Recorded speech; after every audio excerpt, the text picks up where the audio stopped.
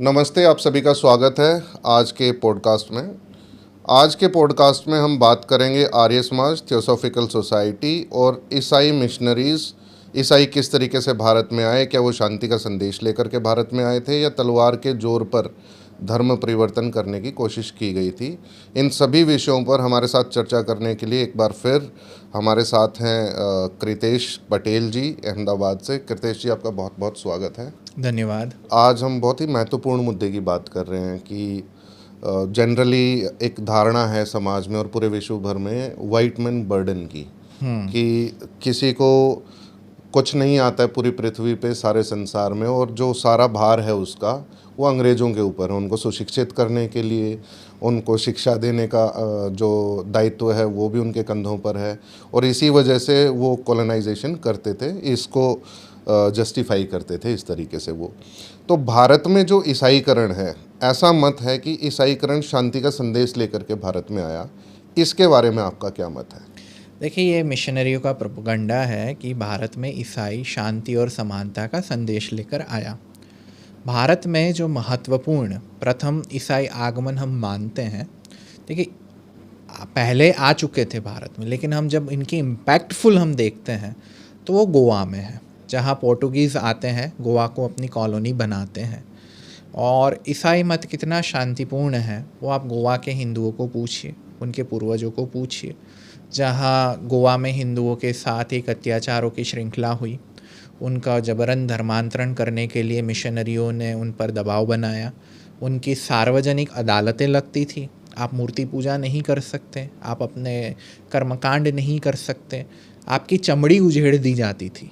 अगर आप कोई भी ईसाई मत में प्रतिबंधित कार्य करते हुए पकड़े जाते थे तो आपकी चमड़ी उधेड़ी जाती थी। महिलाओं को ज़बरदस्ती उठाया जाता था, बच्चों को ज़बरदस्ती लेकर ईसाईकरण उनका किया जाता था। तो ऐसे बहुत से प्रारंभ के अत्याचार भारत में आने वाले ईसाइयों ने किए। आज भारत के ईसाई एक महात्मा को बहुत मानते हैं, फ्रांसिस जेवियर्स, और उनके नाम पे बहुत से कॉलेजेस, यूनिवर्सिटीज़ बहुत। लेकिन सच ये है कि फ्रांसिस जेवियर्स भी ये गोवा इंक्विजिशन के साथ उनका गहन संबंध रहा। और ये जो अदालतें लगती थी जहाँ पर काफिर मतलब हिंदुओं को दंड दिया जाता था, ये अदालतें खड़ी करने में भी फ्रांसिस जेवियर्स का बहुत बड़ा योगदान था। तो ईसाई भी पहले तलवार और सत्ता की जोर ज़बरदस्ती के साथ ही आए, लेकिन जब उनको पता चला कि भाई हिंदू जान दे देगा लेकिन कन्वर्ट नहीं होगा, और गोवा के हिंदुओं ने ये करके दिखाया कि भाई वो कितने भी भाई लालच या तलवार के जोर पर वो भाग गए। गांव के गांव छोड़कर भागना उन्होंने स्वीकार कर लिया, अपने मंदिर उन्होंने छोड़ दिए, मूर्तियां लेकर भाग गए, लेकिन वो कन्वर्ट नहीं हुए। तब ईसाई मिशनरी को लगा कि भाई यहाँ झगड़े से कार्य नहीं होगा, हमें कुछ सॉफ्ट अप्रोच अपनाना पड़ेगा।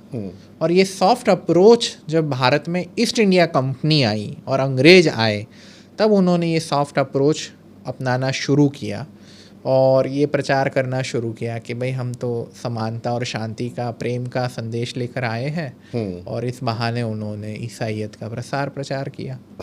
तो ये जो आप बता रहे हैं कि सॉफ्ट अप्रोच अपनाई, इसके कुछ एग्जाम्पल आप दे सकते हैं कि किस तरीके की जो अप्रोच थी वो ये लोग अपनाते थे? ईसाइयों ने भारत में आकर हमारी जो फॉल्ट लाइन थी वो फॉल्ट लाइन देखी। ईसाइयों ने देखा कि भारत बहुत प्रकार की जातीय बंधनों में लिप्त हुआ पड़ा है। ब्राह्मण जो है वो अपने आप को छोड़कर अन्य किसी जाति के बारे में समानता से देखते भी नहीं है, उनको छूना भी पाप समझते हैं। भारत में विधवाओं की बहुत दयनीय स्थिति है। स्त्री विधवा हो जाएगी तो उसको वृंदावन भेज दिया जाएगा या जलाकर सती बना दिया जाएगा। तो विधवा होने पर स्त्रियों की बहुत दुर्दशा होती थी भारतीय समाज में। और उस समय बाल विवाह बहुत होते थे, तो बाल विधवाओं की संख्या भी बहुत थी। अब किसी कन्या का 6-7 साल की आयु में विवाह हो गया और उसका पति मर गया, 7 साल की विधवा पूरी जिंदगी कैसे गुजारेगी? जी। एजुकेशन का स्तर बहुत ही घटिया था, मतलब education was not accessible to all people. कुछ लोग कहते हैं कि भाई भारत में इतने सारे गुरुकुल थे ईसाइयों के आगमन से पहले, और they cite one report in their favour. लेकिन प्रश्न यही आता है कि अगर इतने सारे गुरुकुल थे तो भारत में लोग इतने अनपढ़ क्यों थे, गंवार क्यों रहे, भारत की स्थिति इतनी दयनीय क्यों रही। तो गुरुकुल तो थे, लेकिन उसमें प्रवेश किसी जाति के लिए, किसी वर्ण के लिए सीमित रहा। तो ईसाइयों ने ये फॉल्ट लाइन देखी और उन्होंने समाज सेवा का क्या कहेंगे मुखौटा धारण कर उन्होंने लोगों के दिमाग में पहले एक अपनी गुडविल क्रिएट करी कि भाई हाँ ईसाई समाज सेवा करते हैं। उन्होंने अनाथ आश्रम खोले, विधवा आश्रम खोले, स्त्रियों के लिए उन्होंने स्कूल खोले। इसका परिणाम ये आया कि भारत के हिंदू समाज के लोग ईसाइयों की सेवा कार्य के दम्भ से प्रभावित हुए और वो ईसाइयों के गुणगान गाने लगे। और कुछ बहुत बुद्धिजीवी लोग जो थे वो ईसाई मत के प्रभाव में आकर कन्वर्ट भी होने लगे। तो ईसाइयों ने ये सॉफ्ट अप्रोच या सॉफ्ट पावर के द्वारा भारत में अपना कन्वर्जन शुरू किया। शुरुआत बंगाल में हुई। बंगाल में बहुत अच्छे साक्षर और ब्राह्मण कन्वर्ट होने लगे। तो शुरुआत में जो ईसाई मत में जो कन्वर्ट हुए थे ना, वो अपर कास्ट के पीपल थे, ब्राह्मण थे, क्षत्रिय थे। पंजाब के राजा को उन्होंने कन्वर्ट कर दिया। हम महाराष्ट्र में देखते हैं कि महाराष्ट्र में एक नीलकंठ शास्त्री गोरे करके कोंकणस्थ ब्राह्मण थे, सारस्वत ब्राह्मण थे। और उनके साथ क्या घटना हुई, उनकी घटना बहुत रोचक है कि वो कहीं रास्ते से जा रहे थे, समय घोड़ा गाड़ी चलती थी, तो घोड़ा बेकाबू हो गया और बहुत स्पीड में जा रहा था। नीलकंठ शास्त्री गोरे ने देखा कि वहाँ भंगी दंपत्ति है और उनका बालक उनसे बिछड़ गया है और वो घोड़ा गाड़ी की चपेट में आ जाएगा, मर जाएगा बच्चा। तो नीलकंठ शास्त्री गोरे के हृदय में जो मानवता थी वो जग गई और वो बच्चे को बचाने के लिए वो प्रयत्नरत हुए।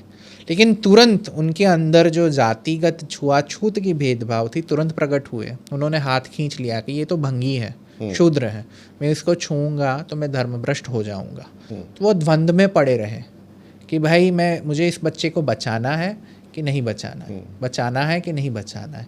उसमें एक पादरी आता है और वो बच्चों को बचाकर ले जाता है और बच्चा बच जाता है। ये घटना ने नीलकंठ शास्त्री गोरे के दिमाग में इतना अपराध भाव भर दिया, पूरी रात वो सो नहीं पाए। उनके दिमाग में मंथन होने लगा कि भाई क्या धर्म मुझे किसी बच्चे को बचाने ना दे, वो धर्म सही है गलत है। ये इतना वैचारिक मंथन उनके दिमाग में हुआ कि वो दूसरे दिन चर्च जाते हैं और वापसता ले लेते हैं, खुद को कन्वर्ट कर लेते हैं। गुजरात के एक बहुत प्रसिद्ध कवि है मणिरत्न जी भट्ट, जिनको कवि कांत से नाम से जाना जाता है, वो भी ब्राह्मण थे लेकिन वो भी ईसाई हो गए। तो ईसाइयों की जो पहली पीढ़ी जो थी वो ब्राह्मण थी, क्षत्रिय थी और इन लोगों को टारगेट किया गया था। आपने कहा कि जो पहली पीढ़ी थी कन्वर्ट होने में, वो जो ईसाई मत में परिवर्तित कर गए वो ज़्यादातर अपर कास्ट से थे, क्षत्रिय थे या ब्राह्मण थे। आपने इसमें जिक्र किया पंजाब के राजा का, जिन्हें हम ब्लैक प्रिंस के नाम से भी जानते हैं जी। तो कारण क्या था इसके पीछे, स्ट्रेटजी क्या थी, क्यों वो लोग अपर कास्ट के लोगों को टारगेट कर रहे थे? देखिए, शुरू में ईसाई मिशनरीज़ को ऐसा लगा था कि अपर कास्ट के लोग अगर कन्वर्ट हो जाते हैं, क्योंकि सत्ता उनके पास है, संपत्ति उसके पास है, तो ईसाई मत बहुत डोमिनेंट हो जाएगा। और स्ट्रेटजी थी एजुकेशन। अपर कास्ट के बच्चों की श्रद्धा किस में, हमारे धर्म में। तो ईसाई मिशनरियों ने हिंदू धर्म के जो विकार जो थे वो उनके सामने रखना शुरू किया कि भाई देखो, तुम्हारे धर्म में तो बाल विवाह होता है, तुम्हारे धर्म में तो सती प्रथा होती है, तुम्हारे धर्म में तो छुआछूत है, तुम्हारे धर्म में तो देखो ये इलॉजिकल बातें मानी जाती है कि ब्रह्मा ने अपनी बेटी के साथ व्यभिचार किया, या पृथ्वी जो है शेषनाग के फन पर टिकी हुई है। तो जो प्रारंभ में जो बच्चे स्कूलों में पढ़ने गए, अंग्रेजी मीडियम की स्कूलों में या बाकी भी जो मॉडर्न एजुकेशन में गए, तो उनको ये प्रश्न करना सिखाया गया और प्रश्न केवल हिंदू धर्म ग्रंथों पर ही करना सिखाया गया। अब जो ब्राह्मण के बच्चे थे जिनको घर से ये शिक्षा मिली थी कि भाई वेद हमारे धर्म ग्रंथ है, दुनिया का सारा ज्ञान वेदों में है जी। अब उनको वहाँ पर वेद भाष्य मिलते हैं जहाँ पर लिखा है कि भाई उनका एक देवता है इंद्र जो किसी अहिल्या के साथ बलात्कार करता है, या आर्य जो है वो गोमांस खाते हैं, या उनके यज्ञ में घोड़े काटे जाते हैं, रानियों को घोड़े के साथ संभोग करवाया जाता है। तो वेद में जो ये पौराणिक भाष्यों में जो ये गलतियाँ त्रुटियाँ दिखती हैं वो पढ़ाई गई, जिसके कारण उनका धीरे धीरे वेद से मोहभंग होने लगा, वो मूल से कटने लगे। वो ईसाई नहीं हुए थे, मतलब explicitly they were not Christians but implicitly they were inclined towards Christianity. और समाज में ऐसा, मतलब हम किसी के साथ अन्याय होता देखते हैं और जब बड़ा समाज उस पर मौन होता है तो हमें एक अपराध बोध होता है कि भाई ये यार दलितों के साथ बुरा हो रहा है, महिलाओं के साथ बुरा हो रहा है, और कोई आपको सेवियर दिखता है तो फिर आप उसके प्रति आकर्षित हो जाते हो। तो यही स्थिति जो अपर कास्ट के जो न्यू एजुकेटेड बच्चों की थी वो बच्चों की हुई। सो कृतेश जी, बेसिकली अगर मैं समझ पाऊँ तो आपका कहने का अर्थ ये है कि एलीट क्लास या अपर क्लास को इसलिए टारगेट किया गया क्योंकि ऑलरेडी वो डोमिनेटिंग पोजीशन में थे, वो बहुत सारे लोगों को प्रभावित करते थे, और यदि आप किसी एक प्रभावित व्यक्ति को कन्वर्ट कर लेते हो तो उसको मानने वाले या उसके इशारों पर चलने वाले लोगों को कन्वर्ट करना आसान हो जाएगा, क्योंकि आप एक एग्जाम्पल सेट कर रहे हैं कि अगर ये कन्वर्ट कर रहे हैं तो कुछ ना कुछ अच्छा ही होगा। और साथ ही साथ कॉलोनाइजेशन या फिर ईसाईकरण की जो शुरुआत है, आपने बताया कि हिंदू विकारों, जो हमारे जो ग्रंथ थे उनमें जो विकार थे, जो त्रुटियां थी, जो मिश्रण कर दिया गया था, उनको उठा करके स्पेसिफिकली उनके ऊपर डिस्कशन करना और एक हीन भावना अपने ही धर्म के प्रति उत्पन्न कर देना बच्चों के मानस पटल पर, ताकि वो अपने ही जो धर्म है उसको क्वेश्चन करने लगें। तो ये एक स्ट्रेटजी उन्होंने शिक्षा के माध्यम से अपनाई जी। अब यदि हम बात करें 19वीं शताब्दी की तो देखने को मिलता है कि आर्य समाज, प्रार्थना समाज, ब्रह्मो समाज, इस तरीके के बहुत सारे समाज हिंदू धर्म से निकले, और ये सभी समाज हिंदू धर्म का ही विरोध करते हुए प्रतीत होते हैं। तो इस पर आपका क्या मत है? देखिए, ये जितने भी समाज निकले, देखिए भारत में संप्रदाय बनते रहे और हर सदी में कोई ना कोई नया संप्रदाय बना है। जैसे हम 20वीं सदी की बात करें तो इस्कॉन बना जी, ओशो का कल्ट बना, रामपाली बने जी। तो ये सारे तो 19वीं शताब्दी में तो नहीं थे ना। वैसे ही आप देखो 18वीं शताब्दी में स्वामीनारायण का कल्ट बना, या दक्षिण में अनेक नए संप्रदाय आए। तो भारत की ये परंपरा रही है कि हर सदी में कुछ ना कुछ संप्रदाय नए बनते हैं, पुराने नष्ट होते हैं। 19वीं शताब्दी में जब ईसाई शिक्षा और ईसाई मत और ख़ास करके एक अंग्रेजी शासन ने भारतीय समाज को एक स्थिरता दी थी। उसके पहले जो मुग़लों का काल था या मराठाओं का जो काल था, वो काल बहुत ही अनिश्चितताओं से भरा हुआ था। सतत संघर्ष का काल, सतत संघर्ष था। आपके कल्चर पे रिस्क है, आपको पता नहीं है कब कहीं पर युद्ध हो जाएगा। अंग्रेजों का काल जो था वो बहुत लंबे समय की शांति का काल था, और वो शांति में समाज व्यवस्था में एक मंथन शुरू हुआ। एजुकेशन लोगों को एक्सेसिबल हुआ। लोग जो पीढ़ी दर पीढ़ी जो सोच से चले आ रहे थे, वो सोच के बाहर, मन बोलते हैं ना, खुली हवा का प्रवेश हुआ। तो उससे एक क्या कहेंगे हंगामा शुरू हुआ। और क्योंकि अंग्रेज़ों की राजधानी कोलकाता थी तो बंगाली समाज में तो बहुत उहुआ-पोह हुआ। बंगाली भद्र लोग जो थे वो भद्र लोग में वैचारिक मंथन शुरू हुआ, क्योंकि बंगाल तब बहुत ही ऑर्थोडॉक्स था। सती प्रथा सबसे ज़्यादा बंगाल में थी, बाल विवाह सबसे ज़्यादा बंगाल में होते थे। तो फिर लोगों ने सोचा कि ये चीज़ नहीं चलेगी, और अगर ये चीज़ धर्म है तो इसका विरोध करना पड़ेगा। जैसे ब्रह्मो समाज, उसने हिंदू धर्म का विरोध नहीं किया। राजा राम मोहन राय सती प्रथा के विरोधी थे, बाल विवाह के विरोधी थे। तो क्या केवल सती प्रथा और बाल विवाह करने वाला ही हिंदू है? तो ये व्याख्या हम स्वीकार करेंगे तो आज के 100% लोग हिंदू नहीं है, क्योंकि कोई आज अपनी माँ को, बहन को या बेटी को नहीं बोलेगा कि तू जा जलकर सती हो जा। बिल्कुल। कौन बोलेगा? नहीं बोलेगा। फिर हम जब प्रार्थना समाज की बात करते हैं तो वो प्रार्थना समाज ब्रह्मो समाज का ही मराठी संस्करण है कि विधवा विवाह पर उन्होंने बात की। सत्यशोधक समाज जो था, जो महात्मा फूले ने बनाया, उन्होंने स्त्री शिक्षा पर बल दिया। और ये जितने भी समाज बने आर्य समाज को छोड़कर, वो कहीं ना कहीं ईसाई मत से प्रभावित थे, अंग्रेज़ों की कार्यशैली से प्रभावित थे। और आई गिव टू देम कि भाई अंग्रेज़ उस समय की तुलना में, जब ऑप्शंस होते हैं ना मेरे पास, तो मैं ऑप्शंस को देखता हूँ, तो अंग्रेज़ बाकी के लोगों की तुलना में अच्छे थे। आई डोंट से कि अंग्रेज़ हमेशा अच्छे हैं, लेकिन कंपैरेटिव स्टडी करते हैं तो कंपैरिजन में अंग्रेजी शासन बहुत अच्छा था, इसलिए अंग्रेज़ों की प्रशंसा करने लगे। ब्रह्मो समाज में सेक्युलरिज्म घुसा, वो तो ईसा मसीह मोहम्मद सबको महात्मा मानकर पूजने लगे। और जो सेक्युलरिज्म का कीड़ा बंगाल को काटा है, वो कीड़ा अभी तक उनको पीड़ा दे रहा है। और प्रार्थना समाज बहुत ज़्यादा कोई इम्पैक्ट नहीं कर पाया। सत्यशोधक समाज, महात्मा फूले, उन पर ईसाई होने के आक्षेप लगे। उन्होंने तो ईसा की प्रशंसा में काव्य लिखना शुरू कर दिए थे, मोहम्मद की प्रशंसा शुरू कर दी थी। तो ये सारा वैचारिक मंथन हुआ। और अगर महर्षि दयानंद नहीं आते तो ये सारी जो नव विचार सरणी जो आती थी, वो हमें हमारी परंपरा, हमारी जड़ों के प्रति नफरत करना सिखा देती। क्योंकि कहीं ना कहीं ये ईसाई मतों ने हमारे दिमाग में ये बिठा दिया था कि भाई तुम्हारा कुछ अच्छा नहीं है, you don't have good history, your religion is full of mythological belief, कि भाई तुम्हारे यहाँ पे गपोड़ ही है तुम्हारे धर्मशास्त्र में।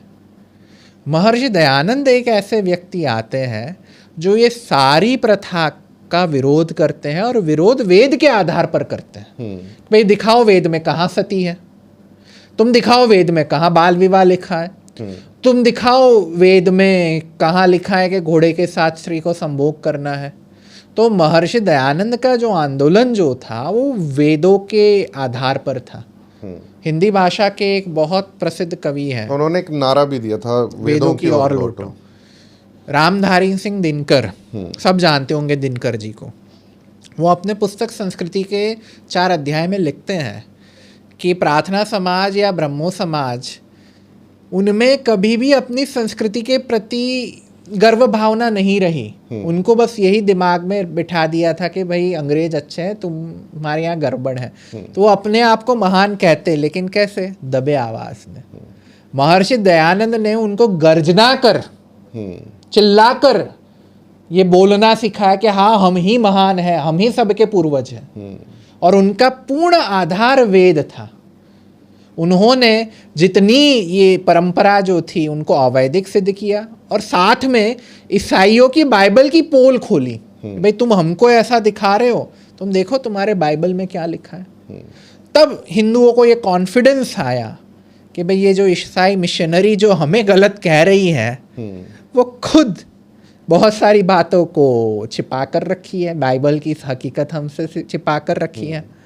इसलिए दिनकर जी आगे कहते हैं कि जब परिवर्तन जो होता है वो शनै शनै धीरे धीरे होता है ना, तो परिवर्तन माना जाता है। लेकिन महर्षि दयानंद तो क्रांति बनकर आए, एक साइक्लोन, तूफान बनकर आए, जिन्होंने पुरानी सारी मान्यता थी उसको एक ही झटके में जमींदोस्त करना सही माना। वो ग्रेजुअल इम्प्रूवमेंट से खुश नहीं रहे, जैसे ब्रह्मो समाजी या प्रार्थना समाजी थोड़ा थोड़ा हमने कर लिया एक क्षेत्र में। नहीं, महर्षि दयानंद ने समग्र क्षेत्र पर कार्य किया। और उनका ये योगदान था कि हिंदुओं में हमारी संस्कृति के प्रति अभिमान जागृत हुआ, हमारे शास्त्रों के प्रति श्रद्धा जागृत हुई, और हमारी भाषा और परंपरा के प्रति आदर भाव बचा रहा। तो ये काफ़ी बड़ा योगदान महर्षि स्वामी दयानंद सरस्वती जी का था, एक तरीके से जो हमारी सनातन संस्कृति है उसको बचाने में, और वेदों की तरफ दोबारा से एक जो हमारा ध्यान है उसको आकर्षित करने के लिए। आपने बात की महर्षि दयानंद सरस्वती की, और बात की कि उन्होंने किस तरीके से पोल खोल किया ईसाई धर्म का अपने ग्रंथ सत्यार्थ प्रकाश में। जी। सत्यार्थ प्रकाश की अगर हम बात करें तो उस समय के दौरान बहुत सी ऐसी संस्थाएं जैसे सत्यशोधक समाज, महर्षि दयानंद सरस्वती की सत्यार्थ प्रकाश और अन्य भी पत्रिकाएं सत्य के नाम से प्रकाशित हो रही थी। तो ये मतलब रीज़न क्या था कि सभी लोग सत्य के पीछे पड़े हुए थे? देखिए, सत्य की खोज हमारी परंपरा में पहले से चल रही थी और मैंने बताया कि 19वीं शताब्दी एक राजकीय स्थिरता हमें मिली थी ना, तो राजकीय स्थिरता में मंथन ज़्यादा होता है और ये केवल भारत की स्थिति नहीं है, पूरे विश्व में आप देखो उस समय पे परिवर्तन हो रहे थे। यूरोप में रेनेसा जो पुनर्जागरण था वो हो चुका था, फ्रांस में क्रांति हो रखी थी, इटली में क्रांति हो रखी थी, जर्मनी में जो प्रोटेस्टेंट संप्रदाय है उसका उद्भव हो चुका था, उसने ईसाई मान्यताओं को एक चैलेंज देना शुरू किया था। तो पूरे विश्व में एक प्रकार से एक नवजागरण चल रहा था और भारत कैसे अछूता रहता। तो उस समय बहुत सारे दार्शनिक विचारों जो थे उनको सत्य की खोज करने की इच्छा हुई कि आखिर सत्य क्या है। तो इसलिए इसी परंपरा में एक सत्य प्रकाश मैगज़ीन निकलती थी मुंबई से, करसन मूलजी, और करसन मूलजी ने वो सत्य प्रकाश मैगज़ीन में जो वैष्णव आचार्य जो थे, जो वैष्णव मंदिरों में काम लीला करते थे धर्म के नाम पर, जो अपने अनुयायियों की स्त्रियों के साथ वो दुर्व्यवहार करते थे, इसकी पोल खोली। तो ये बहुत बड़ी बात थी। करसन मूलजी को समाज से बहिष्कृत किया गया, उनके साथ रोटी बेटी का संबंध छोड़ दिया गया, लेकिन करसन मूलजी नहीं रुके। वो उसी समाज से आते थे? वो उसी समाज से, वो वैष्णव थे और आजीवन वैष्णव रहे। वो भाटिया थे, लगभग भाटिया समाज के थे। और तब मुंबई के नए साक्षर जितने भी लोग थे, जो श्रेष्ठी लोग थे, वो तेजपाल, मोरारजी गोकल, ये सारे जो रिफॉर्मिस्ट और बहुत बड़े बड़े लोग थे। मोरारजी गोकल के बारे में तो कहते हैं कि वाइसरॉय जब मुंबई आता था तो सबसे पहले उनके घर जाता था, इतनी उनकी पहुंच थी, इनका पैसा था। तो उन सब ने समर्थन किया इनका। तो इनकी पोल खोलने पर एक वैष्णवाचार्य जदुनाथ नाम का था सूरत का, वो भड़क गया, उसने केस डाल दिया कि तुम वैष्णवों को बदनाम कर रहे हो। वो महाराज लाइबल केस के नाम से फेमस है, 1861 का केस है। इस पर अभी रिसेंटली एक मूवी बनी है, महाराज। तो करसन मूलजी ने सत्य प्रकाश निकाला। फिर महात्मा फूले ने उसी समय के आसपास सत्य शोधक समाज की स्थापना करी थी। फिर एक क्रिश्चियन मिशनरी थे बाबा पदम जी, वही मतलब हिंदू थे लेकिन वो कन्वर्ट हो गए थे और उन्होंने एक ईसाई मैगज़ीन निकाला था, सत्य दीपिका। महर्षि दयानंद ने सत्यार्थ प्रकाश लिखा।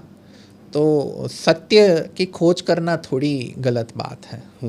सब लोग सत्य के अन्वेषक थे और हम तो कहते हैं ना, सत्य वही धर्म, जो सत्य है वही धर्म है। तो खोज तो सबको करनी चाहिए। बाकी लोगों को सत्य नहीं मिला। करसन मूलजी की समस्या ये थी कि ना उनको वेद का ज्ञान था ना संस्कृत का ज्ञान था। उनकी इच्छा बहुत अच्छी थी लेकिन वो वेद तक नहीं पहुंच पाए। इसी प्रकार जो सत्यशोधक समाज था वो महात्मा फुले वेद को समझ नहीं पाए, इसलिए उन्होंने गुलामगिरी पुस्तक में वेदों के लिए गलत शब्दों का प्रयोग कर लिया। तो उनको वेद को समझाने वाला कोई व्यक्ति मिला नहीं या वो समझने का उन्होंने प्रयत्न नहीं किया। महर्षि दयानंद के पास तो साक्षात वेद थे, महर्षि तो साक्षात वेद मूर्ति थे, इसलिए बाकी के समाजों का इतना वर्चस्व नहीं रहा, बाकी की मतांतरों का इतना वर्चस्व नहीं रहा जितना वर्चस्व महर्षि दयानंद और सत्यार्थ प्रकाश का रहा। आज भी वो पुस्तक में इतनी ताकत है कि मेरे जैसा एक कट्टर पौराणिक जिसने ना कभी आर्य समाज का नाम सुना, ना महर्षि दयानंद का नाम सुना, ना उसके कार्यों के बारे में सुना, लेकिन केवल ये पुस्तक पढ़ ली और पीढ़ी दर पीढ़ी और खून में रह रही मूर्ति पूजा को छोड़कर आज वैदिक पंथ पर चल गया। तो कुछ तो बात थी वो पुस्तक में। बिल्कुल। और जहाँ तक मतलब मुझे पता है कि महर्षि दयानंद सरस्वती को संस्कृत का बहुत अच्छा ज्ञान था लेकिन अंग्रेजी भाषा का ज्ञान नहीं था, तो उन्होंने पहले अंग्रेजी भाषा सीखी और उसके बाद जो ये ईसाई धर्म का जो खंडन नहीं, महर्षि दयानंद ने जो हिंदी में बाइबल प्रकाशित हुई थी उसके आधार पर ईसाई मत का खंडन किया था। महर्षि अपने जीवन की उत्तरावस्था में अंग्रेजी सीख रहे थे हाँ। क्योंकि वो मानते थे कि विदेशों में भी वेद प्रचार करने की बहुत आवश्यकता है और विदेशों से भी उनको निमंत्रण आते थे। तो महर्षि ने अपने शिष्य थे श्यामजी कृष्ण वर्मा, गुजरात के बहुत महान क्रांतिकारी थे और महर्षि दयानंद के शिष्य थे। उनको विदेश भेजा, जिन्होंने इंडिया हाउस की स्थापना की, जो लंदन में क्रांतिकारियों का केंद्र बना था। वहीं पे वीर सावरकर रुके थे। तो उन्होंने श्यामजी कृष्ण वर्मा को कहा था कि भाई आप जो मेरे वेद भाष्य जो है उसका अंग्रेजी अनुवाद करवाओ और अंग्रेजी भाषी व्यक्तियों में भी उसका प्रचार प्रसार करो। तो महर्षि दयानंद सर्वत्र वैदिक धर्म का प्रचार प्रसार करते थे, इसलिए किसी भाषा से उनको कभी कोई विरोध नहीं था। वो संस्कृत और हिंदी के पक्षधर थे, लेकिन कभी ये नहीं कहा कि भाई तुम अंग्रेजी या अन्य भाषा मत सीखो। बिल्कुल सही। अगर भाषा का ज्ञान होगा तो आप दूसरों को समझ भी पाएंगे और फिर आप उनको तार्किक तौर पर सत्य बता भी सकते हैं। यदि भाषा का ज्ञान ही नहीं होगा तो आप उनके जो टेक्स्ट हैं, उनकी जो बुक्स हैं, उनको समझ ही नहीं पाएंगे। अब इस चर्चा को आगे बढ़ाते हुए बात करते हैं एक बार फिर से ईसाईकरण की। और जो प्रारंभिक ईसाई थे उस समय पर मूर्ति पूजा का बड़ा खंडन करते थे वो लोग। ऐसा ही महर्षि दयानंद सरस्वती भी करते थे, वो भी मूर्ति पूजा के विरोधी थे। और इसको लेकर के शंकराचार्य ने कहा था कि क्योंकि दोनों ही ईसाई भी और महर्षि दयानंद सरस्वती भी मूर्ति पूजा का खंडन करते हैं, तो ऐसा तो नहीं है कि महर्षि स्वामी दयानंद सरस्वती जी प्रभावित हैं ईसाई से, ईसाईकरण से। या ईसाई मूर्ति पूजा नहीं करते क्या? ईसाई, आप चर्च में जाओगे, चर्च में क्या होता है? मूर्ति होती है ना। ईसा की मूर्ति वो क्रॉस पर लगी है, उसी के आगे वो दीप जलाते हैं, मोमबत्ती जलाते हैं, उसी के आगे प्रार्थना करते हैं, हाथ जोड़ते हैं, सब करते हैं। चर्च में मदर मैरी की मूर्ति नहीं होती क्या? बिल्कुल। क्या वो चर्च में अपने संतों जो जितने भी थे उनकी मूर्ति नहीं रखते? उसके हाथ सामने दिया बत्ती नहीं करते, धूप नहीं जलाते? तो ईसाइयों ने जो मूर्ति पूजा का विरोध किया था वो विरोध एक दम्भ था, दोगलापन था। ईसाई मत में जो मूर्ति पूजा है उसका उन्होंने कभी विरोध नहीं किया, लेकिन हिंदुओं की जो मूर्ति पूजा है उसका उन्होंने विरोध करना शुरू किया। ईसाई अवतारवाद के विरोधी थे और कहते थे कि अवतार की अवधारणा, उन्होंने रामकृष्ण के अवतार होने का बहुत तगड़ा खंडन किया ईसाइयों ने।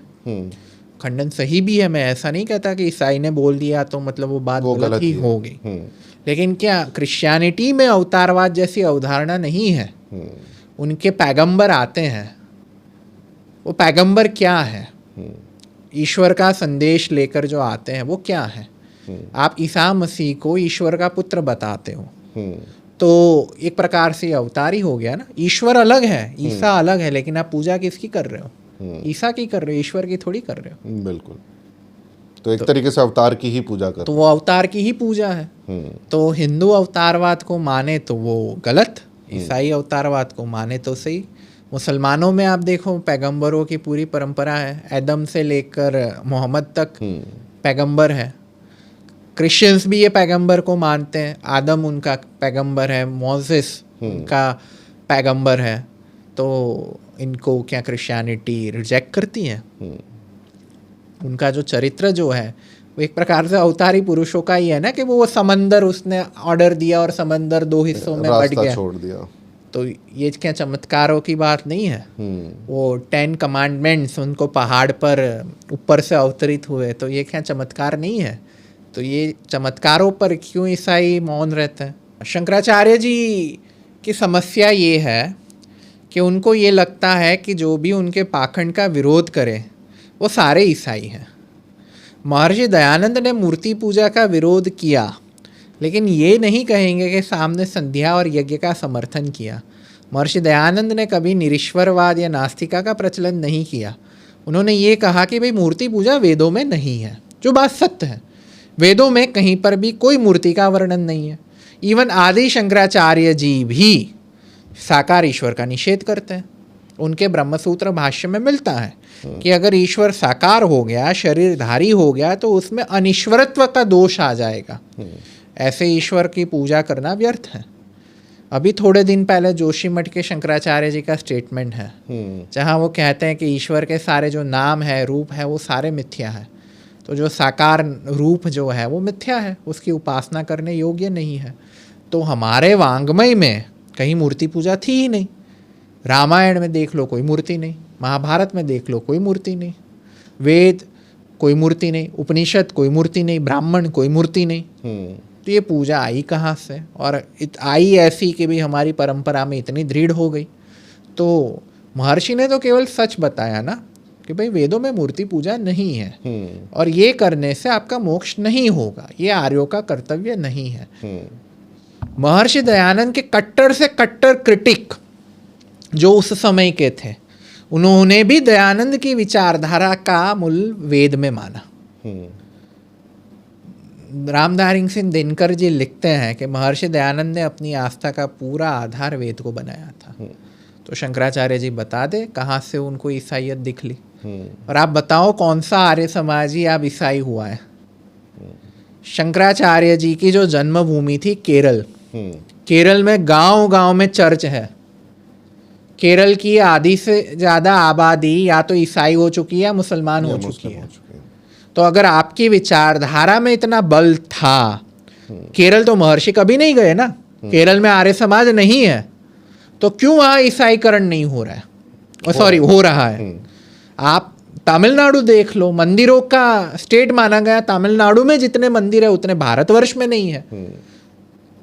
तो अगर मंदिर या मूर्ति पूजा करने से ईसाईकरण रुकता है तो सबसे कम ईसाई तमिलनाडु में होने चाहिए, लेकिन तमिलनाडु आज ईसाइयों का गढ़ बना है। आंध्र प्रदेश ईसाईकरण पूरे जोश से हो रहा है।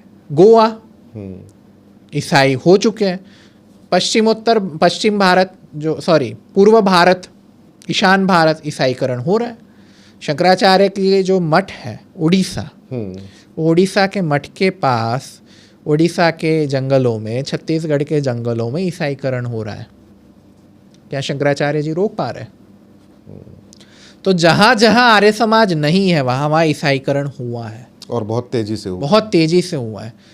आप ये बात को याद रखिए कि पंजाब ईसाइयों के निशाने पर 19वीं शताब्दी से था। पंजाब में ईसाईकरण की शुरुआत 19वीं शताब्दी में हो चुकी थी। उनका राजा तक ईसाई हो चुका था और बहुत सारे पढ़े लिखे सिख ईसाई हो चुके थे। इवन जो एम्स के संस्थापक थी राजकुमारी अमृत कौर, उनका परिवार ईसाई था, कपूरथला का राज परिवार। तो इतने बड़े बड़े लोग पंजाब में ईसाई बन चुके थे। आर्य समाज ने ईसाईकरण रोक के रखा है। पंजाब में 100 वर्ष तक आर्य समाज ने संघर्ष किया है ईसाईकरण को रोकने के लिए।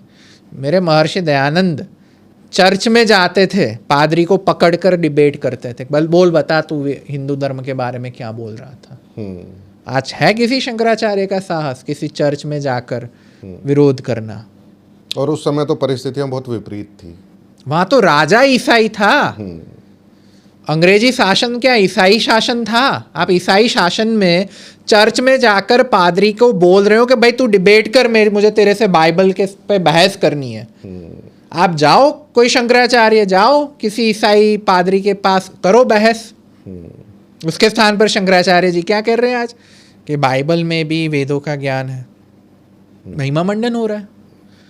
अमृतसर का मैं किस्सा सुनाता हूँ। अमृतसर में एक मिशनरी स्कूल थी, 45 बच्चे उसमें पढ़ते थे, हिंदू के बच्चे थे, एलिट फैमिली के थे। वो क्रिश्चियनिटी से प्रभावित हो गए और वो सीक्रेट मीटिंग करने लगे। वो अपने आप को अनबापिस्ट क्रिश्चियन, अशिक्षित ईसाई कहने लगे और हर शनिवार रविवार को प्रार्थना करते, ये सब करते। वो वर्चुअली क्रिश्चियन हो चुके थे। अमृतसर का कोई धर्मगुरु नहीं गया, उनके साथ चर्चा करना भी उसने स्वीकार नहीं किया। उल्टा, अरे ये तो मलेच्छ हो चुके हैं, इनके क्या मुंह लगना। महर्षि दयानंद जब अमृतसर आते हैं, ये घटना का उनको पता चलता है। वो सामने से उन बच्चों के पास जाते हैं, बताओ तुमको क्या जिज्ञासा है। उनके साथ बैठते हैं, शंका समाधान करते हैं, डिबेट करते हैं। वो वैदिक धर्म की सच्चाई बताते हैं, ईसाइयों की पोल खोलते हैं। वो सारे के सारे बच्चे ईसाई होने से बच जाते हैं। उनके मन की ईसाइयत निकल गई। इतना ही नहीं, अमृतसर में उनको एक पादरी मिलता है खड़क सिंह नाम से। वो हिंदू था लेकिन कन्वर्ट हो गया, ईसाई बन गया। और वो खड़क सिंह महर्षि के साथ शास्त्रार्थ करने आता है कि भाई मैं इसका मत परिवर्तन कर दूंगा। शास्त्रार्थ ऐसा होता है कि खड़क सिंह खुद अपना मत छोड़ देता है, वो पादरी ईसाई से हिंदू हो जाता है और आर्य समाजी बनकर अपनी बेटियों का विवाह भी आर्य परिवार में करता है। तो महर्षि दयानंद का तो ये योगदान है ईसाईयत को रोकने के लिए। और जिन क्षेत्रों में आर्य समाज का प्रभाव ज़्यादा रहा, आप देखोगे वहाँ ईसाई नहीं घुस पाए। इसमें हरियाणा भी आता है। हरियाणा में मजाल है किसी की, ईसाईयत कर दे, आर्य समाजी उठाकर पीट देंगे उसको। बिल्कुल। उस समय जो ईसाइयों का जो ये प्रोपेगेंडा चल रहा था और वेदों के विरुद्ध एक तरीके से जो सिस्टमेटिक तरीके से उन्होंने एक स्ट्रेटेजिकली वेदों को अपमानित करने के लिए, नीचा दिखाने के लिए या झूठा दिखाने के लिए या ये साबित करने के लिए कि जो कुरीतियाँ हिंदू समाज में फैली हुई हैं वो वेदों की देन है, उसके विरुद्ध महर्षि दयानंद सरस्वती जी ने क्या किया और उस पर जो ये ईसाई पादरी थे उनकी क्या प्रतिक्रिया थी? देखिए, महर्षि दयानंद ने एक प्रकार से ईसाई प्रोपेगेंडा की हवा निकाल दी। सत्यार्थ प्रकाश पहला पुस्तक था जिसने ईसाई मत की तार्किक समीक्षा करी है। आप सत्यार्थ प्रकाश से पहले किसी भी भारतीय दार्शनिक या धर्मगुरु ने ईसाई मत का कोई खंडन किया हो आप दिखाइए, नहीं मिलेगा। महर्षि दयानंद ने ईसाइयों का पुरजोश विरोध किया। पौराणिक जगत उदासीन था। मैं जो नीलकंठ शास्त्री गोरे की जो बात कर रहा हूँ, जो कन्वर्ट होके फादर नेमेहा गोरे बने थे और उन्होंने बहुत कन्वर्जन करवाया प्रयागराज, जहाँ पर कुंभ मेला लगता है। ऐसी हिस्ट्री मिलती है कि उन्होंने जब प्रयाग में कुंभ लगा था तब नीलकंठ शास्त्री गोरे ने 3000 हिंदुओं को कन्वर्ट किया कुंभ मेले में जाकर। ईसाई कन्वर्ट किया। और प्रयागराज जो था वो ईसाइयों का सबसे बड़ा सेंटर था नॉर्थ इंडिया में। वहाँ उनकी प्रेस भी थी। जब महर्षि दयानंद ये नीलकंठ शास्त्री गोरे के बारे में जानते हैं और वो कुंभ में उनकी हरकत को जानते, तब उनको बहुत दुख होता है कि भाई एक ब्राह्मण परिवार का विद्वान व्यक्ति, फादर नेमेह गोरे या नीलकंठ शास्त्री गोरे संस्कृत के अच्छे विद्वान थे, वो शास्त्र पढ़े थे और वो लोगों को भ्रमित कर रहा है। उसके बाद महर्षि ने ईसाई मत पर अपने प्रहार बहुत आक्रामक किए, बहुत कटु भाषा में उनकी आलोचना की। और कुंभ के मेले में जब बाकी के धर्मगुरु शांत बैठे थे, महर्षि दयानंद ईसाइयों का भी खंडन कर रहे थे। ईसाई मत को रोकना सबकी जिम्मेदारी थी, लेकिन कोई नहीं रोक रहा था, महर्षि अकेले लगे थे। और महर्षि का ये प्रभाव पड़ा कि उनको बाइबल के ट्रांसलेशंस चेंज करने पड़े। जो पहली बाइबल हिंदी में छपी थी और वर्तमान में जो बाइबल छपती है उसके बहुत सारे शब्द परिवर्तित हो चुके हैं।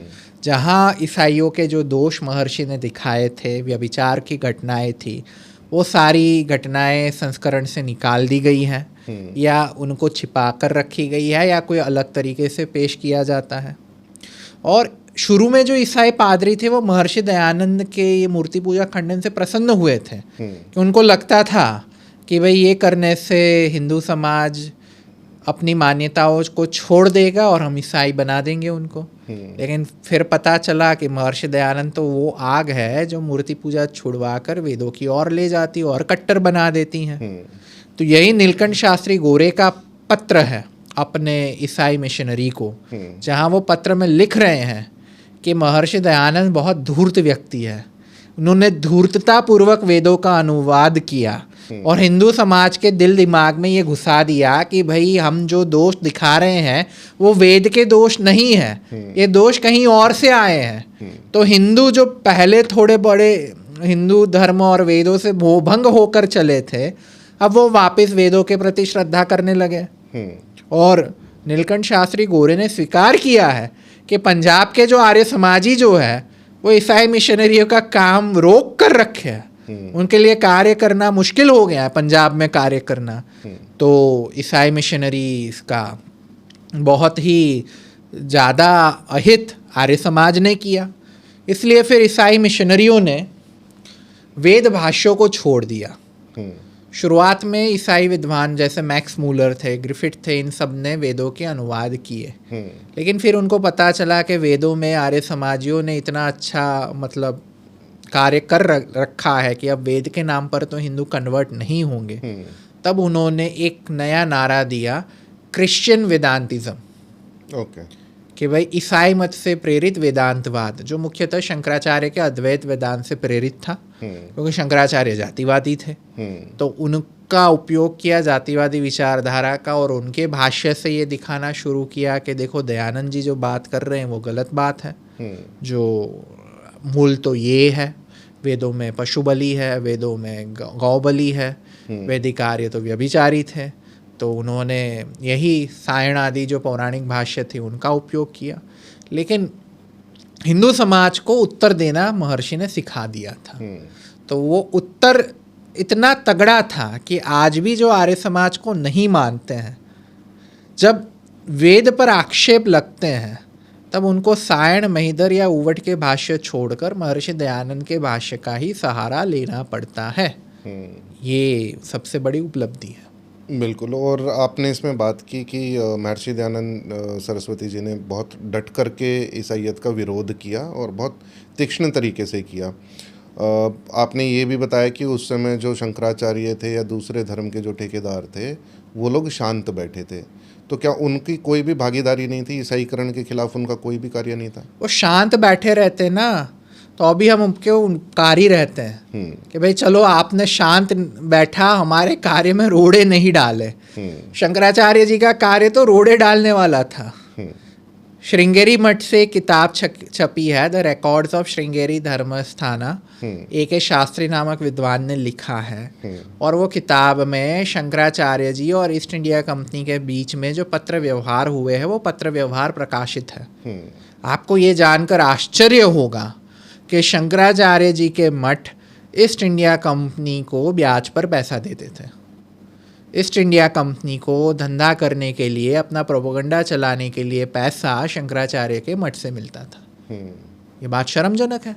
बिल्कुल, क्योंकि उस समय अंग्रेजी शासन था, हम अधीन थे।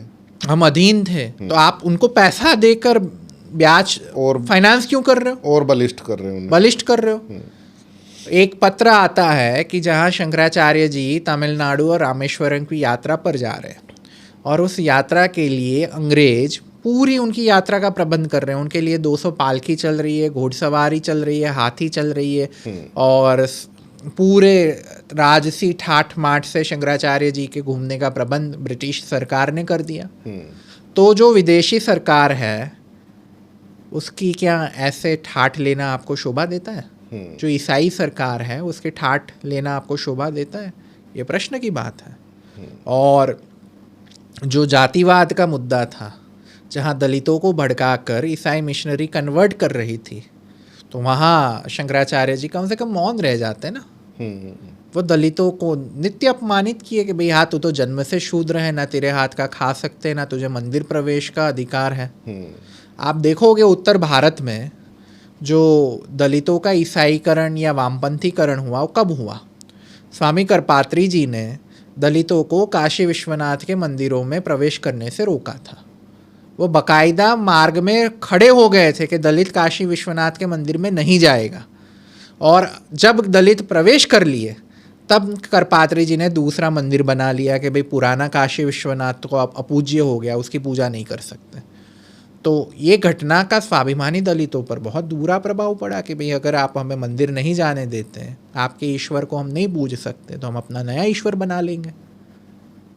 तो कार्य मौन रहने का नहीं, कार्य तो बाधा डालने का है। स्वामी श्रद्धानंद जी जब शुद्धि कर रहे थे, दलितों के बीच में उद्धार का कार्य कर रहे थे, तब पुरी के तत्कालीन शंकराचार्य भारती कृष्ण तीर्थ जी पत्र लिखते हैं कि आप सनातन धर्म का कार्य करने के नाम पर जनऊ बांट रहे हो, आर्य समाज का एजेंडा चला रहे हो। अरे भाई, वो दलित ईसाई होने से या मुसलमान होने से बच रहा है, तुम उसकी खुशी बनाओ। तुम क्यों उन काम का विरोध करते हो? तो कहीं ना कहीं ये हमारे धर्मगुरु में एक समझ की कमी थी कि भाई हमें आपातकाल में या जब शत्रु द्वार पर खड़ा हो तो क्या व्यवहार करना था, वो समझ की कमी थी, जिसका दुष्परिणाम समग्र समाज ने भुगता है। बिल्कुल। अब आगे बढ़ते हुए चर्चा करेंगे थियोसॉफिकल सोसाइटी की। और 1875 में न्यूयॉर्क में थियोसॉफिकल सोसाइटी की स्थापना की गई। पहले तो हम जानना चाहेंगे थियोसॉफिकल सोसाइटी है क्या, एक। दूसरा, theosophical society of Arya Samaj, एक तरीके से आर्य समाज ने भी इसको एंडोर्स किया था। तो अगर ईसाइयों से इतनी प्रॉब्लम थी आर्य समाज को कि उनके विरुद्ध महर्षि स्वामी दयानंद जी इतने तीक्ष्ण तरीके से सत्यार्थ प्रकाश के माध्यम से, या फिर आप बात करें तो चर्च में जा कर के पादरी को चैलेंज करना डिबेट के लिए, ताकि वो खंडन कर सकें जो गलत शिक्षा बाइबल के अंदर दी गई है, यदि ये सारी चीज़ें हो रही थी तो फिर थियोसॉफिकल सोसाइटी का समर्थन क्यों किया? देखिए, सबसे बड़ा भ्रम ये है कि थियोसॉफिस्ट सोसाइटी या थियोसॉफिकल सोसाइटी ईसाई मिशनरी थी। आप बताओ, थियोसॉफिकल सोसाइटी ने भारत में कहाँ कन्वर्जन किया? देवर एंटी क्राइस्ट। थियोसॉफिकल का मतलब होता है ईश्वर का अन्वेषण, ईश्वर की खोज करना। ये फिलॉसफी की बात है जहाँ पे आप सत्य की खोज कर रहे हो। तो इस प्रकार से थियोसॉफिकल सोसाइटी को हम सत्य शोधक या ईश्वर अन्वेषक सोसाइटी कह सकते हैं। और थियोसॉफिकल सोसाइटी का पत्र है जो महर्षि दयानंद को लिखा गया है। वो पत्र में थियोसॉफिकल सोसाइटी ये कहती है कि ईसाई मत में जो मान्यताएं हैं उसमें अब हमारी श्रद्धा नहीं रही।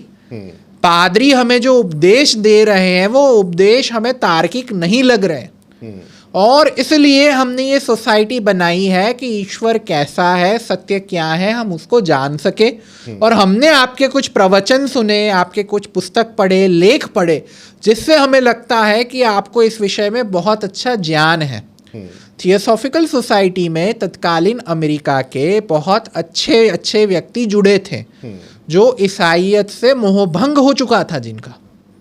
तो देवर एंटी ईसाई, एंटी क्राइस्ट। और उस पत्र में लिखा भी है कि भाई जब क्रिश्चियनिटी का विरोध करने पर थियोसॉफिकल सोसाइटी का काफ़ी विरोध हुआ ईसाइयों द्वारा। और एक घटना का भी वो लोग उल्लेख करते हैं कि भाई कोई थियोसॉफिकल सोसाइटी का सभ्य मर गया था तो पहले तो उन्होंने ईसाई पद्धति के अनुसार उसको गाड़ा, लेकिन 6 महीने बाद उसके शव को निकालकर वैदिक विधि के अनुसार दाहक संस्कार किया। तो ईसाई मिशनरी नहीं थी। दे वर, आई वुड से कि भाई एक सत्य की खोज करने वाले थे। और कहीं पर ये भी आता है कि भाई जो बेलेस्की थी, मैडम बेलेस्की, जिनको आजकल कई लोग मलेच्छ राज की सेविका बता देते हैं या ईसाई एजेंट बना देते हैं, तो कहीं पर उन्होंने स्वयं को बुद्धिस्ट डिक्लेयर किया है, कहीं पर ये डिक्लेरेशन आता है कि वो नास्तिक थी। तो और आप बताइए, भारत में थियोसॉफिकल सोसाइटी बनी तो कितने लोगों का कन्वर्जन किया? एक कन्वर्जन नहीं हुआ है। और यदि मान लीजिए ये कन्वर्जन नहीं हुआ है तो फिर मतलब क्यों अलग हो गया आर्य समाज फिर थियोसॉफिकल सोसाइटी से? आर्य समाज पहले जुड़ा क्यों, पहले हम वो देखते हैं। तो जब थियोसॉफिकल सोसाइटी बनी तब उन्होंने महर्षि दयानंद से पत्राचार शुरू किए। लगभग 6 पत्र मिलते हैं जो महर्षि की जीवनी में भी प्रकाशित हैं। तो वो लोग वेद के ज्ञान को जानना चाहते थे और वो भारत आ रहे थे, और वो भारत आए भी सही। वो लंदन होके भारत आए और महर्षि से मिले। महर्षि से उनकी पहली भेंट मेरठ में हुई थी, उसके बाद बनारस में मिले थे, फिर मुंबई में मिले थे, और सब बहुत अच्छी शास्त्र चर्चा और सब हो रही थी। महर्षि दयानंद का ये उद्देश्य ये था कि कोई अमेरिका का व्यक्ति वेद को जानना चाहता है, और क्योंकि थियोसॉफिकल सोसाइटी में अमेरिका के समाज के प्रतिष्ठित लोग थे, तो अगर वो सोसाइटी वेद को स्वीकार कर लेती है तो हमारा वेद का प्रचार प्रसार करना बहुत आसान हो जाएगा। ये उद्देश्य से महर्षि दयानंद थियोसॉफिकल सोसाइटी के साथ जुड़े। आर्य समाज नहीं जुड़ा, थियोसॉफिकल सोसाइटी आर्य समाज की शाखा बनी। महर्षि दयानंद ने ये कहा कि भाई ठीक है, आप थियोसॉफिकल सोसाइटी को हमारी शाखा बना लो, और इसलिए तो नाम पड़ा theosophical society of Arya Samaj. Maharshi Dayanand ने बोला ठीक है, थियोसॉफिकल नाम भी हम जोड़ लेते हैं हमारे साथ, और आप आर्य समाज का नाम जोड़ दो। मुख्य उद्देश्य था वेदों का प्रचार प्रसार करना। थियोसॉफिकल सोसाइटी ने तब ये घोषणा करी थी कि जो उनकी सोसाइटी का सदस्य बनेगा उनको वैदिक वाङ्मय की पुस्तकें दी जाएगी, वेदों का प्रचार प्रसार इत्यादि किया जाएगा, जो अच्छी बात थी। और शुरुआत में उनके जो मेरिट के जो वक्तव्य थे और जो मैडम बेलेस्की इत्यादि के जो वक्तव्य थे वो बहुत प्रभावशाली थे, और उनका वक्तव्य सुनने के लिए अंग्रेज भी आए थे। जो उनके मेरिट के जो प्रवचन जो थे वो सुनने के लिए अंग्रेज अफसर आए थे, क्योंकि तब कलेक्टर और सब अफसर तो अंग्रेज ही थे। और वहाँ पे मैडम बेलेस्की ने ईसाई मत का खंडन किया था, और वो खंडन के बाद ओपन डिबेट रखी गई थी कि भाई आप पूछ लो, किसी को प्रश्न पूछना है। तो अंग्रेज मैडमों ने, जो अफसरों की पत्नियां थी, उन्होंने बेलेस्की से प्रश्न भी पूछे ईसाई मत के बारे में कि भाई आप क्यों विरोध कर रहे हो इत्यादि इत्यादि, और मैडम ने बहुत संतोषकारक उत्तर दिए, ऐसा लिखा हुआ है। तो शुरुआत तो ईसाई मत का विरोध करने से हुई थी। वो वेद को स्वीकारने को तैयार थे, ये सब कुछ सही चल रहा था। फिर बीच में महर्षि के संज्ञान में आया कि ये लोग धीरे धीरे नास्तिकता का प्रचार कर रहे हैं, क्योंकि ईसाई मत से तो मोहभंग हो चुका, अब उनका ईश्वर से मोहभंग हो रहा है, और वो ईश्वर के अस्तित्व के विषय में प्रश्न उठा रहे। कुछ उनके ऐसे प्रवचन महर्षि के ध्यान में आए।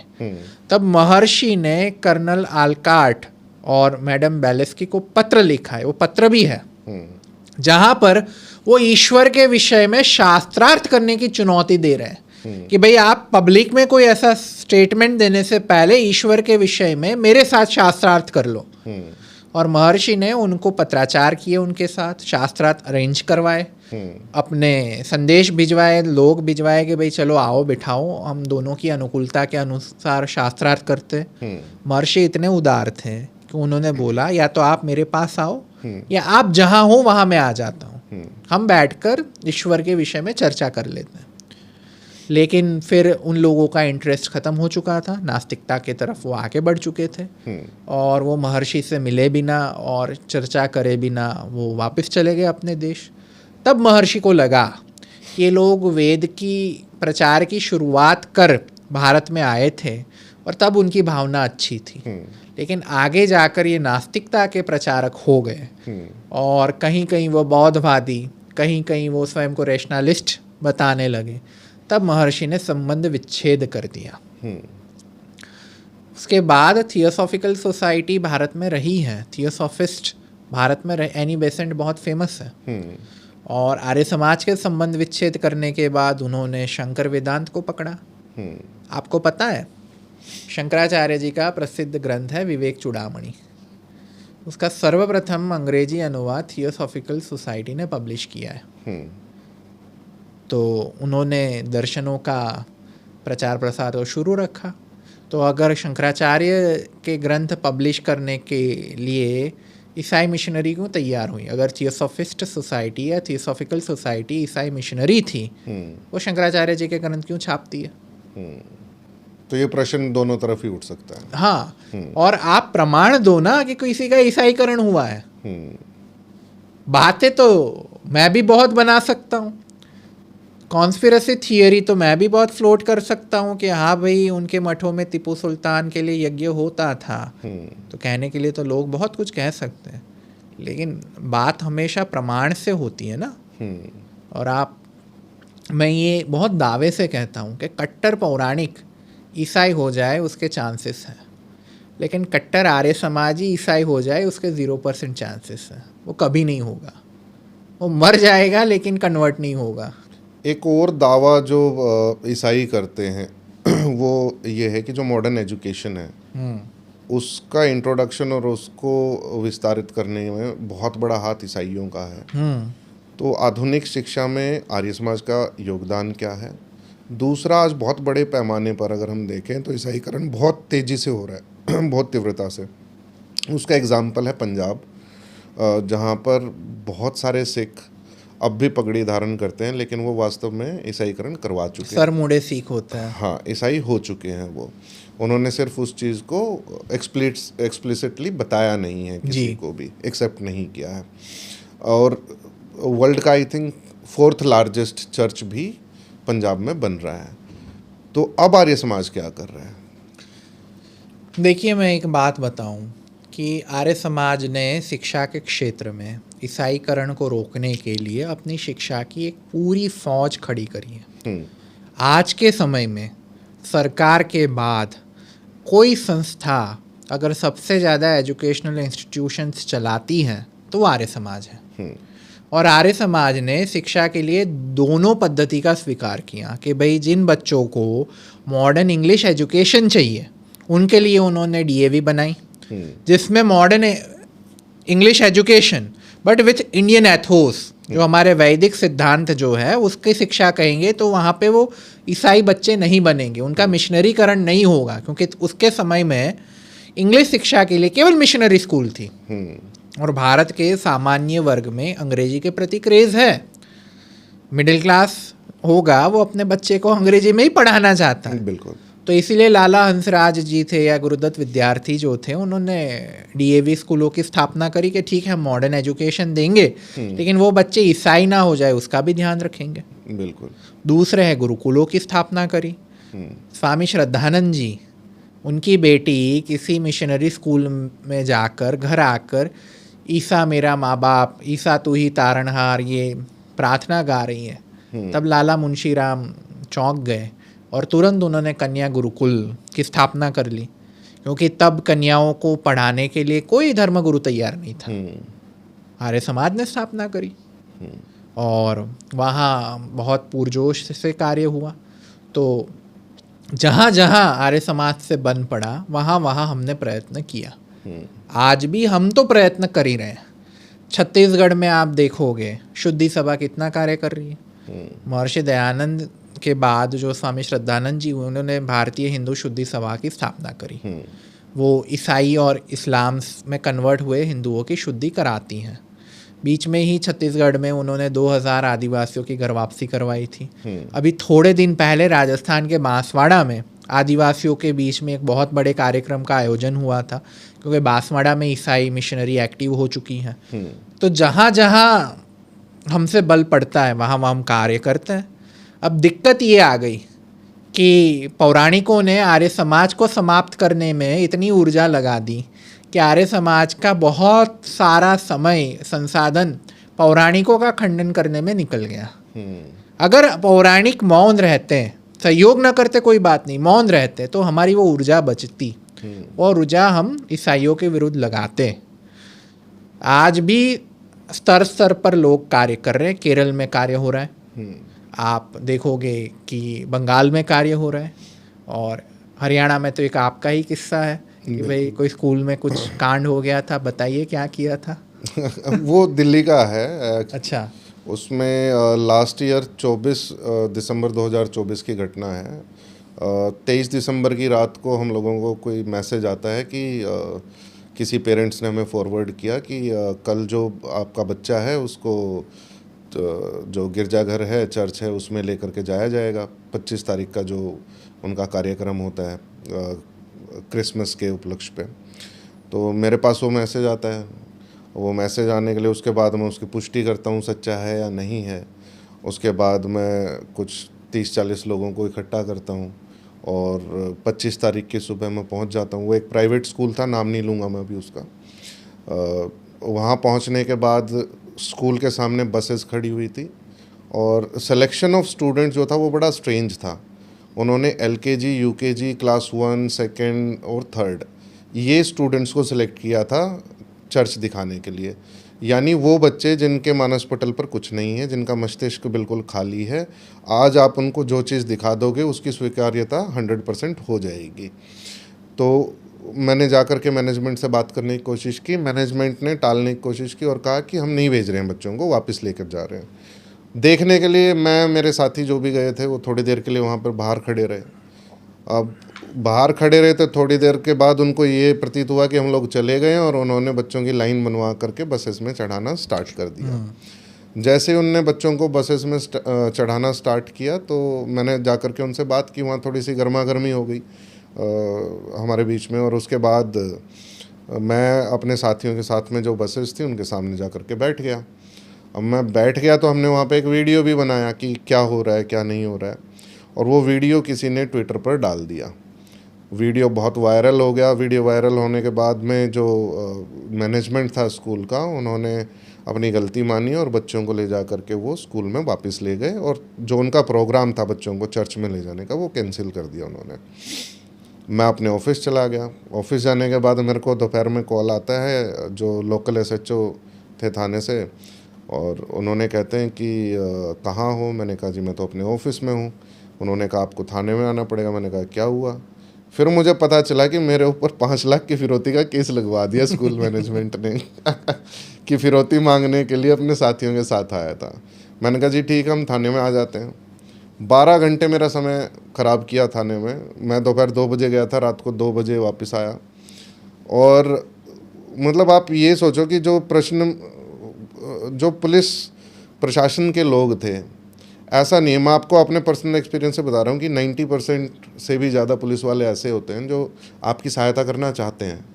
उनको भी पता है कि इन्होंने जो काम किया वो ठीक है, लेकिन उनके हाथ भी बंधे हुए हैं। उनको किसी ने कंप्लेंट की, उनको कार्रवाई करनी पड़ेगी।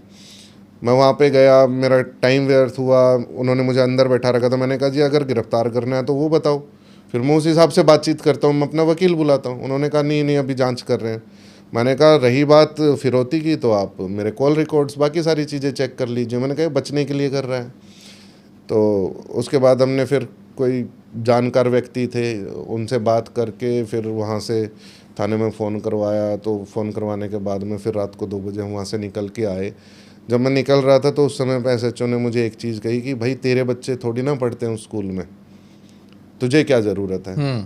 तब मैंने उनसे एक बात कही थी कि जितने भी बच्चे हिंदुओं के बच्चे हैं ये सारे मेरे ही बच्चे हैं, क्योंकि इनमें से आज एक भी ईसाई बनेगा, कल को वो एक दुश्मन मेरे बच्चे का ही बढ़ रहा है। क्योंकि आपका सिर्फ धर्मांतरण नहीं हो रहा, आपका मतांतरण भी हो रहा है। आप जिन चीज़ों को मानते हो वो भिन्न भिन्न हो जाएंगी जी। एक तरफ मेरा बच्चा भगवान श्री राम भगवान श्री कृष्ण को मानेगा, महाराणा प्रताप को मानेगा, राणा सांगा को मानेगा, छत्रपति शिवाजी महाराज को मानेगा। दूसरी तरफ सेंट जेवियर्स को मानने वाले बच्चे होंगे, तो वो मतांतरण हो जाएगा। तो जो बच्चा पढ़ रहा है वो मेरा ही बच्चा है। हाँ, लेकिन इसमें सबसे बड़ी जो दुख की और व्यतीत करने वाली बात थी वो ये थी कि ये जो पेरेंट्स हैं ये गुलाम हो चुके हैं जी। इनको स्कूल से कोई भी मैसेज आ जाए, इनको सिर्फ बच्चे को अपने घर से निकालकर स्कूल भेजना है ताकि अपने काम धंधे पे जा सकें, या घर पर वो 6-7 घंटे शांति से बिता सकें। स्कूल वाले बच्चे को कहाँ लेकर के जा रहे हैं इनको उससे कोई मतलब नहीं है। मुझे क्वेश्चन नहीं करना चाहिए था, उन माँ बाप को क्वेश्चन करना चाहिए था कि 25 दिसंबर को महाराजा सूरजमल बलिदान हुए थे। आप महाराजा सूरजमल की जो समाधि स्थल है वहाँ पर बच्चों को क्यों नहीं लेके जा रहे हैं। दिसंबर में ही इसी हफ्ते में जो हमारे सिख गुरु हैं उनका पूरा परिवार बलिदान हो गया, छोटे छोटे बच्चों का बलिदान हो गया, उन्होंने धर्म के लिए अपनी जान दे दी। कोई भी स्कूल वाला किसी गुरुद्वारे में क्यों नहीं ले जाता बच्चों को उस समय पर? या क्या वो बच्चे उन बलिदानियों का नाम जानते हैं? जी नहीं जानते, क्योंकि उनके बारे में बताया ही नहीं जाता है। जो प्राइवेट संस्थान या प्राइवेट स्कूल किसी बच्चे को एक पेन या एक पेंसिल या एक रजिस्टर फ्री में नहीं दे सकते, वो बस के अंदर डीजल डलवा करके 7-8 किलोमीटर दूर चर्च में खर्चा करके लेकर जाएंगे। ये बात बिल्कुल भी विश्वास करने योग्य नहीं है। इन लोगों की भयंकर फंडिंग होती है और ईसाईकरण शिक्षा के माध्यम से और स्कूल के माध्यम से ही आज भी चल रहा है, जहाँ छोटे छोटे बच्चों के मस्तिष्क में ईसाइयत के प्रति एक पॉजिटिविटी क्रिएट कर दी जाती है बहुत ही छोटी उम्र में, जबकि आप हिंदुओं के बारे में कुछ नहीं बता रहे हैं, हमारे महापुरुषों के बारे में स्कूल में आप बच्चों को कुछ नहीं बता रहे हैं, जिस संस्कृति से वो बच्चे आते हैं। तो कहीं ना कहीं ये एक बड़ी फंडिंग है जिसमें ये स्कूल वाले भी जो हैं ये लिप्त हैं, और यही कारण है। और मैं ये ऐसे ही नहीं बोल रहा हूँ, क्योंकि जिस समय मैं थाने में बैठा हुआ था और स्कूल मैनेजमेंट से लोग आए हुए थे थाने में, तो उस समय लगातार एसएचओ को फ़ोन आ रहे थे, और वो किन्हीं मिशनरीज़ के ही फ़ोन आ रहे थे जो कि पुलिस कमिश्नर पे दबाव डाल रहे थे, और फिर पुलिस कमिश्नर जो है वो एसएचओ के ऊपर दबाव डाल रहा था कार्रवाई करने का। वो तो सबूत नहीं था, नहीं तो कार्रवाई भी कर देते। तो ये घटना घटित हुई थी, और मैं सभी से रिक्वेस्ट करूँगा, अगर आपके आसपास भी इस तरीके से कोई स्कूल या कोई दूसरा संस्थान बच्चों को इस तरीके से लेकर के किसी चर्च आदि में जाता है, तो ये गलत है। आप उनका विरोध कीजिए, उनको रोकिए, पुलिस थाने में कंप्लेंट कीजिए, माता और पिता को अपने साथ लीजिए, उनको समझाने की कोशिश कीजिए, क्योंकि इसका विरोध नहीं करोगे तो कहीं ना कहीं हम अपने ही बच्चों के दुश्मन पैदा कर रहे हैं। हम उनका पूरा मत परिवर्तन करवा रहे हैं उन बच्चों का, और कल को जा कर के उनका विरोधाभास हमारे ही बच्चों से होना और किसी से नहीं होना। जी, तो यही बात है कि भाई महर्षि दयानंद और आर्य समाज ने भारत के आम नागरिक के मन में इतनी सतर्कता प्रेरित करी है कि भाई वो ईसाई का विरोध करने के लिए किसी भी हद तक जा सकता है। जी, आपके या मेरे बच्चे नहीं हैं, फिर भी हम उसके लिए अपनी जान जलाएंगे, जेल में जाना पड़ा तो जाएंगे, मरना पड़ा तो मरेंगे। बिल्कुल। तो ऐसे व्यक्ति या संगठन को कुछ मूर्ख ईसाइयों का एजेंट कहते हैं या ईसाई मत से प्रभावित बताते हैं, तो इन मूर्खों को समझना चाहिए कि क्या ये बकवास आप थोड़े व्यूज़ के लिए ऐसा बकवास आप कर लोगे, लेकिन धर्म की जो हानि हो रही है उसका क्या। बिल्कुल। आप चलिए, आप आर्य समाज के सिद्धांतों से अग्री नहीं हो सकते, आपके कुछ कारण होंगे, स्वार्थ होंगे, लेकिन आप झूठ तो मत बोलो। जो दीवाल आपकी रक्षा कर रही है आप उस पर ही हथौड़े मार रहे हैं, जो वृक्ष आपको संरक्षण दे रहा है आप उसी की जड़ काट रहे हो। ऐसा मत करिए। और महर्षि दयानंद के पूरे चरित्र में से दिखता है कि उन्होंने ईसाइयों के विरुद्ध जो बुलंद आवाज़ निकली थी वो महर्षि दयानंद की थी। बिल्कुल। उसके पहले का आपको कोई प्रमाण नहीं मिलेगा ईसाई विरोध का। यहाँ तक कि एक प्रोपेगेंडा वाले एक जॉन मुइर के एक पुस्तक मत परीक्षा का उदाहरण देते हैं, और वो मत परीक्षा में उसने मूर्ति पूजा का खंडन किया है। खंडन में वो प्रमाण दिया है कि अंधतम प्रविशन्ति, कि जो लोग मूर्ति पूजा करते हैं वो अंधकार युक्त कुएं में प्रवेश करते हैं, अंधकार युग योनि को प्राप्त होते हैं। उन्होंने अवतारवाद पर प्रश्न उठाए हैं कि भाई रामकृष्ण पे आक्षेप लगाए हैं, और इस पर कुछ आधार बनाकर ये कहते हैं कि महर्षि दयानंद की सत्यार प्रकाश ये मत परीक्षा का संस्करण मात्र है। तो जॉन मूरे ने तो पुनर्जन्म का भी खंडन किया है। जॉन मूरे ने तो ये कर्मफल के सिद्धांत का भी खंडन किया है, और उसने ईसाई मत का मंडन किया है। तो कुछ बातें महर्षि दयानंद की जो है वो सच है, इसलिए दूसरे लोग कहते हैं, तो इसके लिए हम उसको झूठ मानना शुरू कर। मैं हमेशा कहता हूँ 2 और 2 + 4 होते हैं। अब कोई ईसाई बोल दे 2 और 2 + 4 होते हैं तो मैं 5 मानना शुरू कर दूँ क्या? भाई वेदों में मूर्ति पूजा नहीं है, ये सच है। बिल्कुल। अवतारवाद नहीं है, ये सच है। अब किसी ईसाई मिशनरी ने बोल दिया और ये इस चीज़ का उपयोग प्रोपेगेंडा के लिए कर रहा है, या जाकिर नाइक वेद का मंत्र दिखा रहा है न तस्य प्रतिमा अस्ति, तो उसमें मैं क्या करूँ? वो सच बता रहा है ना। अब तुम्हारे पास उसका उत्तर नहीं है, उसमें मेरा क्या दोष? महर्षि ने तो उत्तर दिया है कि भले वो न तस्य प्रतिमा अस्ति, ईश्वर भले निराकार है, लेकिन वेदों का ईश्वर ही सच्चा ईश्वर है, अन्य कोई ईश्वर सत्य नहीं है। ये बोध हमारे पास है। उन्होंने मूर्ति पूजा छुड़वाई, लेकिन साथ में यज्ञ और संध्या हमको सिखाई ना। अवतारवाद से हमारा मोह भंग हुआ, लेकिन सीता का छिनाला या कृष्ण तेरी गीता जलानी पड़ेगी अगर ऐसी कोई किताब लिखेगा। आवाज उठाने वाले भी वही थे। तो गला कटवाना भी हमको सिखा कर गए हैं। बिल्कुल। और आज भी ये चैलेंज के साथ मैं कहता हूँ कि कोई ईसाई, कोई मुसलमान राम कृष्ण या वेद या सनातन धर्म या ब्रह्मा पर आक्षेप लगाते हैं, सबसे तगड़ा उत्तर आर्य समाजी देते हैं।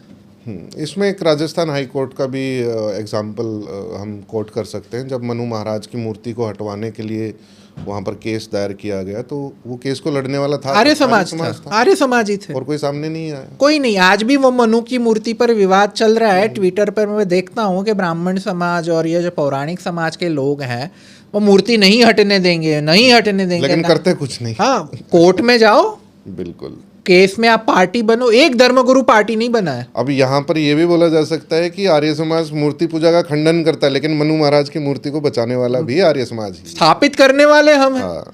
बनाने वाले, बचाने वाले हम हैं।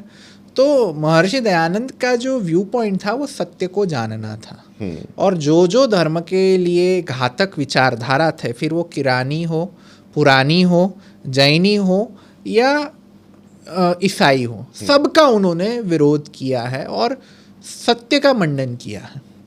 तो जो लोग भी ये मानते हैं कि भाई महर्षि दयानंद ईसाई एजेंट थे, उनसे मेरा हाथ जोड़कर एक ही आग्रह, एक बार खाली सत्यार्थ प्रकाश पढ़ लो।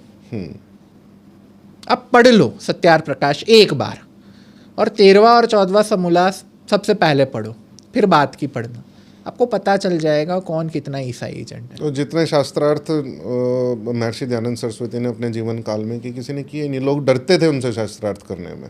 अरे मैं एक बात बताऊं, शंकराचार्य का एक चेला आर्य समाज पे बहुत आक्षेप करता था। किसी मुसलमान के साथ डिबेट करने गया और 5 मिनट में उसकी पोल खुल गई।